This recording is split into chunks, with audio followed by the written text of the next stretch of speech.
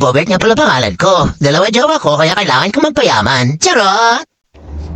Eto nga palang client natin ngayon. Yan, nagulat kayo, no? Lalaki naman ang client natin ngayon. So for today, hindi muna tayo mag-rebond or treatment na session. Mag-haircut muna tayo kasi kung mapapansin nyo, ang kanyang hair ay hindi ko rin bumasabi. Pero kailangan na ng bagong style ang kanyang hair. Kailangan natin i-touch up. And ayan, ang suggestion niya is gawing wolf cut ang gupit niya. So yun ang gagawin natin. Let's go. Tingnan natin kung ma-achieve natin for today's video. Let's go!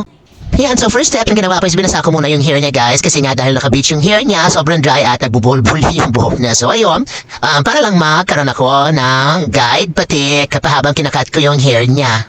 So ayan, nag-umpisa na gumana ang aking comb and scissors.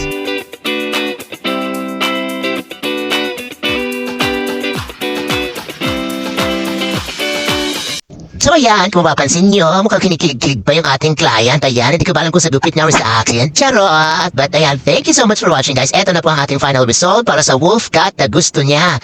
Ayan, o diba? Perfect! At saka lalong nag-compliment yung color dun sa haircut. Ang ganda tignan na kanyang hair.